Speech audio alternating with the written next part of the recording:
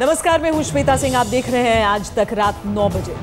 शुरुआत एक बड़ी खबर से जिसने देश की राजधानी दिल्ली को एक बार फिर से दहला दिया। 2 साल पहले 16 दिसंबर को हुई निर्भया की घटना से भी मानो दिल्ली ने सबक नहीं ली। एक कैब ड्राइवर शिव यादव ने एक लड़की से बलात्कार किया। उस आरोपी ड्राइवर के बारे में क्यों उसकी मां बोली कि उसे कड़ी सजा मिले और क्या सोचते हैं उसके गांव वाले, उस की पूरी घिनौनी दास्तान आगे दिखाएंगे। लेकिन पहले देखिए कि पुलिस उसे 3 दिन के रिमांड में लेकर जांच को किस दिशा में आगे बढ़ाना चाहती है।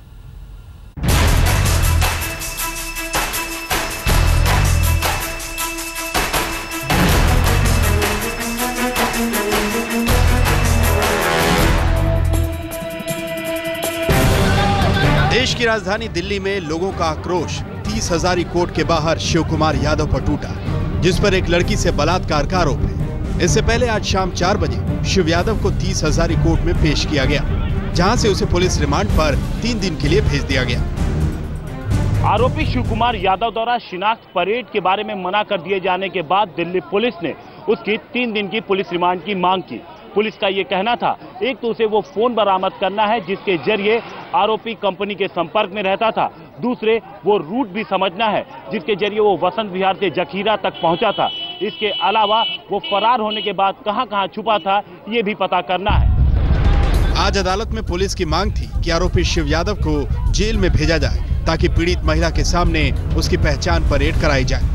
लेकिन आरोपी ने यह कहकर पहचान परेड से इनकार कर दिया कि उबर कैब की तरफ से लड़की के पास उसकी तस्वीर है और वो उसे पहचानती है। इस पर पुलिस ने आरोपी की 3 दिन की रिमांड मांगी ताकि आरोपी से उबर कैब वाला मोबाइल हासिल किया जा सके, जिसमें कथित तौर पर जीपीएस लगी थी। वसंत विहार से इंद्रलोक के बीच के रूट पर कैसे पीड़ित महिला को आरोपी ले गया उसकी जानकारी ले सके, साथ ही ये जान सके कि मोबाइल बंद करने के बाद वो भागकर कहां-कहां गया।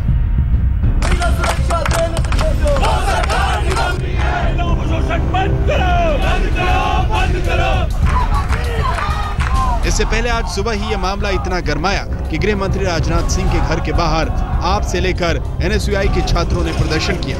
खुद गृह मंत्री के लिए हालात संभालना एक बड़ी चुनौती है।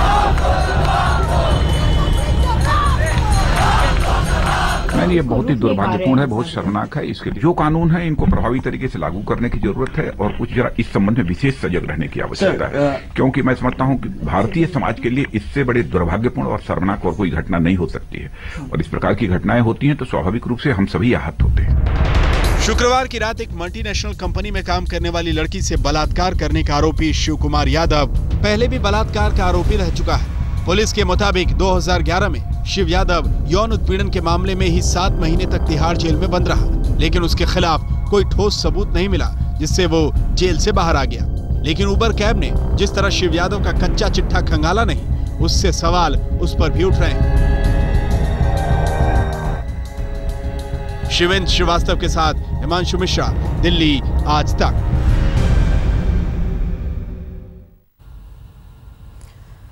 सवाल जरूर कैब कंपनी पर उठते हैं, सवाल जरूर राजनेताओं पर उठते हैं, सवाल जरूर प्रशासन पर उठते हैं, लेकिन सबसे पहली उंगली उठती है समाज की तरफ, क्योंकि निर्भया कांड के बाद जो गुस्सा दिखा था सड़कों पर, लगा था तस्वीर बदलेगी, लेकिन कुछ नहीं बदला।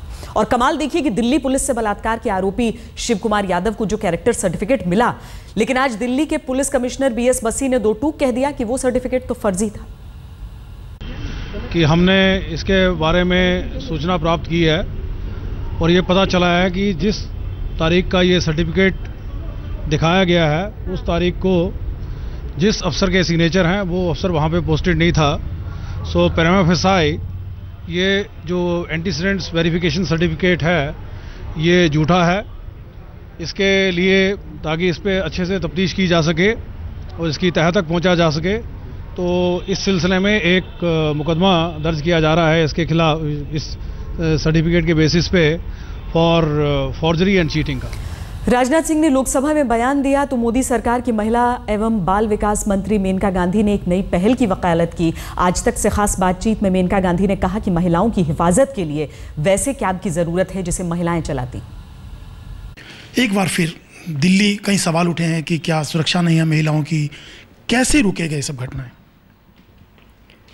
देखिए, ये जो स्पेसिफिक घटना है जिसमें से एक टैक्सी ड्राइवर ने एक औरत का बलात्कार किया है, जो एक कंपनी से लाया गया था, इसका उपाय बहुत कठिन है, क्योंकि क्या मालूम किसके दिल में क्या होता है। और इसका उपाय ये नहीं है कि औरतों को काम रात को नहीं करना चाहिए, या अगर रजिस्टर भी कर लो टैक्सी ड्राइवर्स को तब भी क्या फ़र्क पड़ता है, जिसके दिल में खोट है तो खोट है। इसका एक उपाय हो सकता है जो हम लोग ने 3 महीने पहले 4 महीने पहले किसी से बात की थी इस पर, और वो था कि एक अगर टैक्सी सर्विस, स्कूटर सर्विस अगर हम औरतों से ही चलाएं तो बहुत सारे कंपनीज़ होंगे जिनमें औरतें रात को काम करती हैं जो ऐसे सर्विसेज को इस्तेमाल करेंगे। लेकिन कानून भी बने, बड़ी बड़ी बातें मेनका जी पिछली गवर्नमेंट के दौरान हुई थी, लेकिन उसका असर कहीं दिखाई नहीं देता है। जैसे अभी महिला टैक्सी ड्राइवर्स की बात की जा रही है, क्या आपको लगता है इससे ये रेप रुक जाएंगे दिल्ली के अंदर, या आपको लगता है सुरक्षा बंदोबस्त और कड़े करने की ज़रूरत है? देखिए, रेप रुके या घट जाए ये तो बहुत ही अच्छी बात हो, ये एक उपाय तो नहीं होगा सबके लिए, लेकिन हाँ, इसमें औरतें जो रात को काम करती हैं वो ज़्यादा सुरक्षित हो जाएंगे। समाज को बदलना होगा, कानून को और कड़ाई से लागू करना होगा, क्योंकि जिस शिव कुमार यादव ने उबर कंपनी की कैब में एक लड़की से बलात्कार किया, उसका रिकॉर्ड बहुत बुरा है। उसके गांव में ही लोग उसके खौफ में रहते थे। गांव वालों को इस बात की खुशी है कि अब उसे उसकी करनी का अंजाम भुगतना पड़ेगा। शिव के गांव वालों का कहना है कि उसने गांव में भी कई बहू बेटियों की इज्जत से खिलवाड़ किया, यहां तक कि उसकी मां भी चाहती है कि बेटे ने गुनाह किया है तो कड़ी सजा मिले। दिल्ली की कलंक कथा के इस कुख्यात किरदार की कई कहानियां और भी हैं। एक से बढ़कर एक घिनौनी, दहशत से भर देने वाली और दरिंदगी से सराबोर। इसका नाम शिव जरूर है, लेकिन सच पूछिए तो ये किसी सीरियल रेपिस्ट से कम नहीं। ये मैनपुरी का वो गांव है जहां शिव यादव की अपराध कथा के कई अध्याय दर्ज हैं। आज तक जब इस गांव में पहुंचा तो एक के बाद एक इस शैतान की कारगुजारियों के पन्ने खुलते चले गए। जरा सुनिए गांव वालों की जुबानी इस शख्स के कारनामों की कहानी। अरे लड़कियां, महिलाएं, वो बेचारे अपनी इज्जत की बदौलत चुपचाप रह गए, मतलब थाने में कंप्लेंटें नहीं करी कि बदनामी होगी हमारी। कितनी घटनाओं को अंजाम दिया होगा? कम से कम होंगी तो 8-10 घटना होंगी। मैनपुरी के इस गांव में जश्न और खुशी का माहौल है। गांव रामनगर की महिलाएं सुकून की सांस ले रही हैं। इस गांव की महिलाएं शिव यादव से खौफ खाती थी। एक दो नहीं, तकरीबन छेड़खानी और बलात्कार के दर्जन भर मामलों में शिव यादव शामिल रहा है। ये बात अलग है कि ये मामले एफआईआर की शक्ल नहीं ले सके। शिव यादव की शैतानी से कांपती महिलाओं को अब इस शख्स के जुर्म से निजात मिल जाएगी।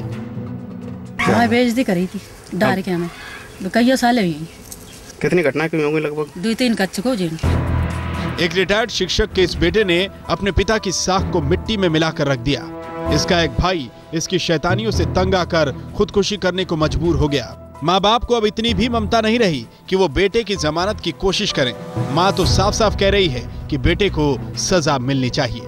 नहीं, ये जो घटना की है कि आपको क्या लगता है? बहुत गलत करी, तो सजा मिलनी चाहिए आपके बेटे को? हाँ, सजा मिलनी चाहिए। ऐसे बेटे की जमानत कराना चाहिए कि नहीं? हम नहीं चाह रहे जमानत, भाई जेल ही उधर हो रहा है। भाई सामर्थ्य नहीं जमानत कराने की। नहीं तो चूंकि आपका बेटा है तो आप उसकी कोई मदद नहीं करेंगे? पहुंच ही नहीं पाएंगे, मतलब हम कैसे कर पाएंगे बेटा? और जब सुन रहे किसी के साथ कुछ किया है तो वो गलती बताए, कोई घटना हो हम सही क्या बताएंगे। अब सवाल यही है कि जब शिव यादव का अतीत इतना कुख्यात था तो उसे एक जानी मानी टैक्सी कंपनी ने ड्राइवर की नौकरी कैसे दे दी? पुष्पेंद्र सिंह, मैनपुरी, आज तक। उसके बारे में इतने किस्से कहानियां हैं तो आखिर क्यों इससे पहले उसे आसानी से बेल मिली? क्यों उन पुराने मामलों में वो सलाखों के पीछे नहीं रहा कि इस तरह की एक वारदात को एक बार फिर उसने अंजाम दिया? बहरहाल हम आगे बढ़ते हैं, राजनीति की तरफ रुख करते हैं। जम्मू कश्मीर में आज प्रधानमंत्री नरेंद्र मोदी थे। जम्मू कश्मीर की राजधानी श्रीनगर से लेकर सांबा तक प्रधानमंत्री नरेंद्र मोदी ने कभी आतंक पर चोट की तो कभी विकास की बातें की। घाटी में तीसरे चरण के चुनाव से ऐन पहले प्रधानमंत्री नरेंद्र मोदी श्रीनगर के शेरे कश्मीर स्टेडियम पहुंचे। आतंकवादियों की बंदूकें बहुत गरज ली। अब प्रधानमंत्री के विकास का मुद्दा गरजा और जम्मू कश्मीर से उनके रिश्तों की दुहाई सुनाई पड़ी, और ये भी कि जम्मू कश्मीर को धरती की दोबारा जन्नत बनाने के लिए वो जतन क्या करेंगे। अब जब बाढ़ आई, पहाड़ का पानी और पहाड़ की जवानी कभी पहाड़ के काम नहीं आती है, ऐसी कहावत चलती थी। मैं उस कहावत को बदलना चाहता हूं। पहाड़ का पानी और पहाड़ का जवानी दोनों पहाड़ के काम आने चाहिए, और वो आ सकते हैं पानी से बिजली पैदा करके। पिछले दिनों श्रीनगर ने बाढ़ की सबसे बड़ी त्रासदी झेली थी।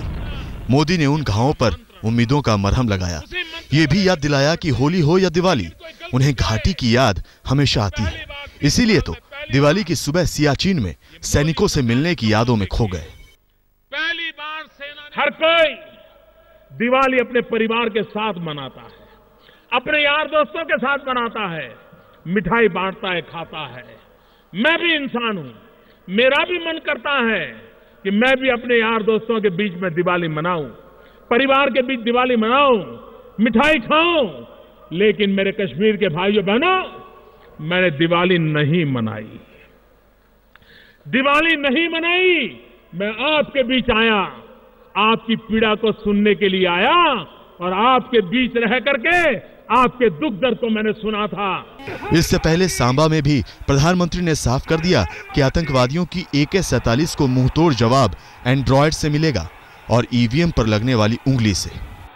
जम्मू कश्मीर में बीजेपी मिशन 44 को लेकर चुनावी समर में उतरी है, यानी बहुमत की सरकार बनाने का इरादा है। ये इरादे फौलादी हैं या यहाँ के लोग इसे खारिज कर देंगे, ये 23 दिसंबर को वोटों की गिनती के बाद पता चलेगा।